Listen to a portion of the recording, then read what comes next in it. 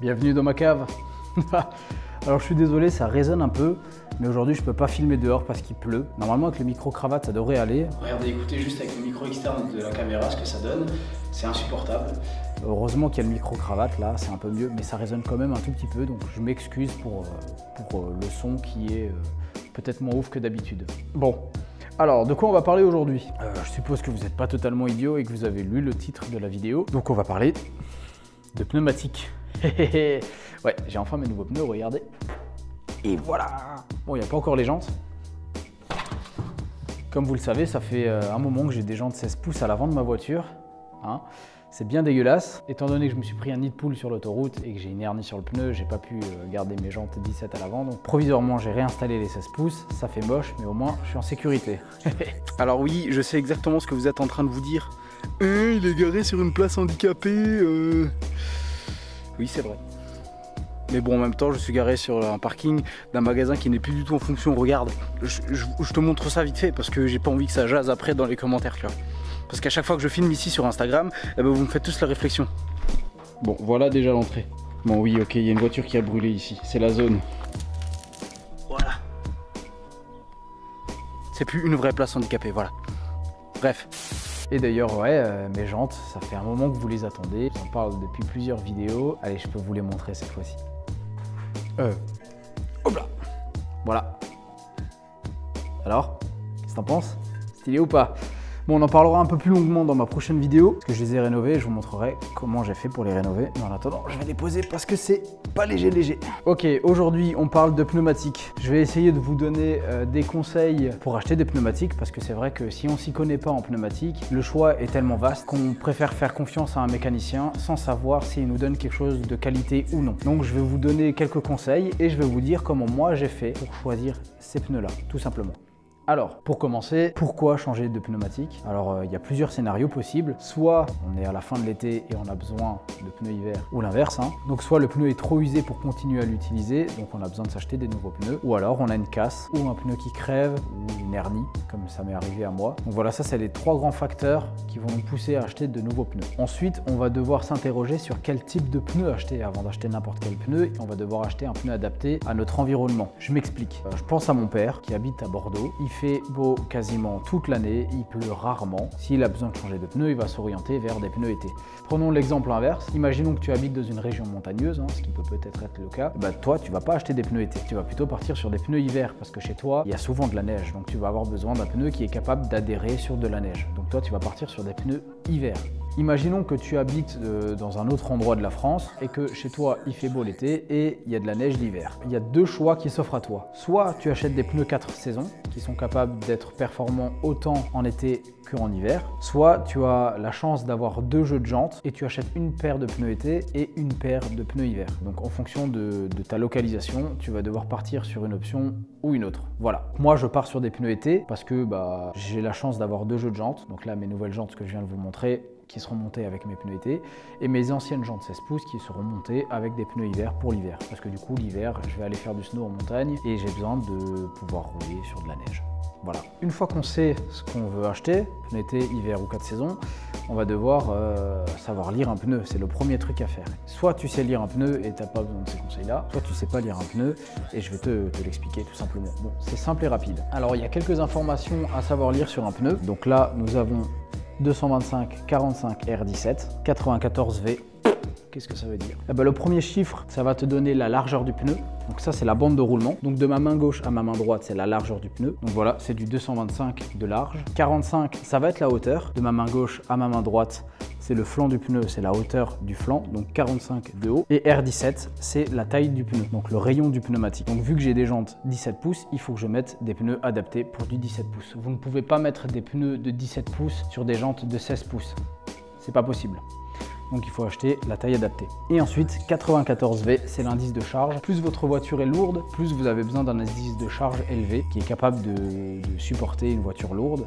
Je prends l'exemple de ma Twingo, l'indice de charge est de 75T. Donc forcément, plus le chiffre est grand, plus le pneu est capable de supporter une charge lourde. Et le dernier point très important à savoir, c'est la date de fabrication du pneu. Surtout quand vous achetez des pneus d'occasion, on en reviendra plus tard. Il y a 4 chiffres d'affilée dans la petite bulle, 2, 5, 2, 0 et il faut les lire 2 par 2, donc 25, 20. Donc en fait 25 c'est la semaine de fabrication et les 2 derniers chiffres c'est l'année de fabrication. Donc là ce pneu a été fabriqué la 25e semaine de l'année 2020, tout simplement. Sur mes jantes 17 pouces, la date est de 08-15, donc la 8e semaine de l'année 2015. Voilà, c'est des pneus qui commençaient à se faire vieux.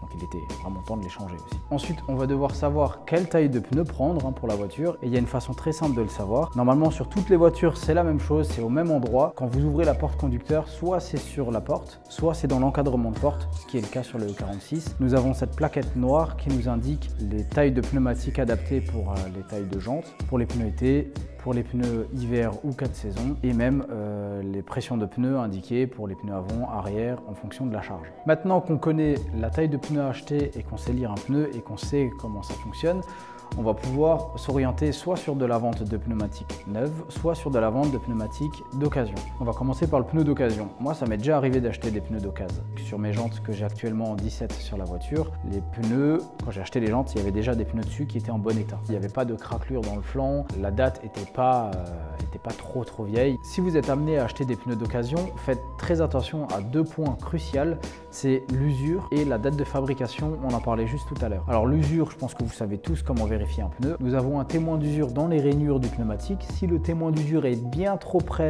des sculptures du pneu, ça veut dire que le pneu est très usé et donc n'est plus capable d'évacuer de l'eau correctement. Donc il y a un risque d'aquaplaning et un risque de provoquer un accident. Pas cool.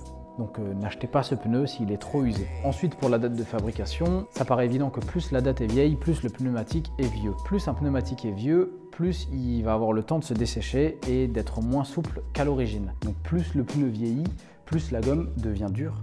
Et donc forcément, plus elle est dure, moins elle adhère. Si les pneus ne tiennent pas la route, vous pouvez faire un accident. Donc même si vous achetez un pneu qui n'a jamais servi avec une date de fabrication qui date de hyper longtemps, eh ben, le pneu ne sera pas aussi performant que le même pneu avec la même usure mais une date de fabrication récente. Donc faites attention aux témoins d'usure et la date de fabrication, c'est très important. Même en ce qui concerne des pneus neufs. Si vous partez chez votre concessionnaire et qu'il vous conseille un pneu et qu'il vous dit ouais c'est moins cher parce que voilà on les a depuis longtemps, demandez toujours à vérifier la date de fabrication du pneu. Parce que comme dit, s'il est trop vieux, eh ben, il ne remplira pas son rôle à 100%. Donc ça, c'était pour la vente d'occasion ou en garage. Ensuite, si vous voulez acheter des pneus sur Internet ou chez votre concessionnaire, comment faire pour savoir quel pneu acheter ou quel modèle prendre? Bon, je vais juste boire un coup, j'ai soif.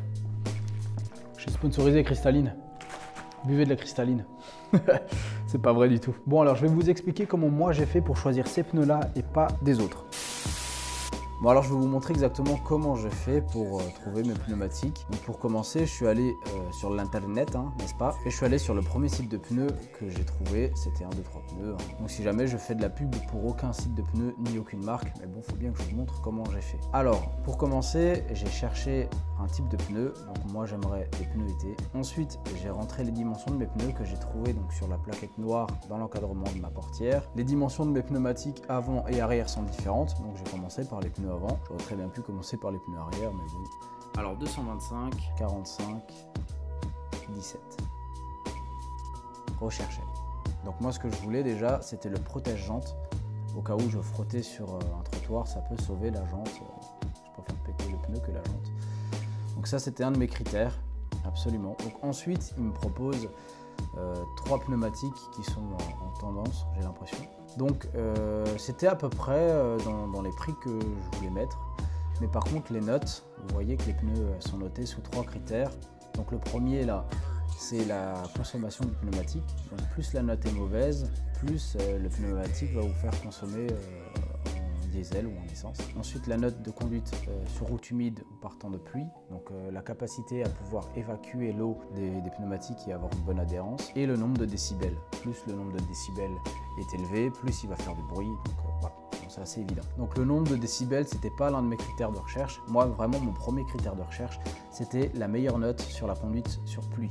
Étant donné que moi, j'habite en Alsace et qu'il pleut souvent en été comme en hiver. Ok, donc là, je voulais absolument un pneu noté en A sur conduite sur pluie. Donc là, c'est pas mal, 69 décibels, c'est pas pas mal du tout, le prix est pas cher. Par contre, ce qui me plaît pas, c'est la note de consommation. J'aurais aimé un pneumatique qui me fait consommer le moins possible. Donc mes critères de recherche seront un A en note de consommation, un A en tenue de route sur pluie et le nombre de décibels. Bon, je m'en fichais un peu quoi.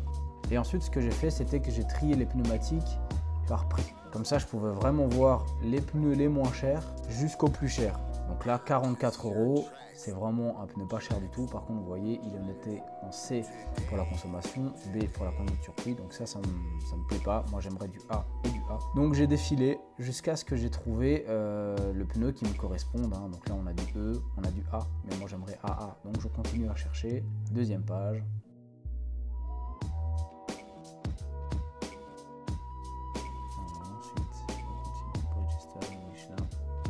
Pilot Sport 4, Bridgestone, Michelin. Ah voilà, là j'ai trouvé un pneu qui m'intéresse. Michelin Primacy 4, la note est de A et de A, 68 décibels. Donc c'est exactement ce pneu là que j'ai choisi.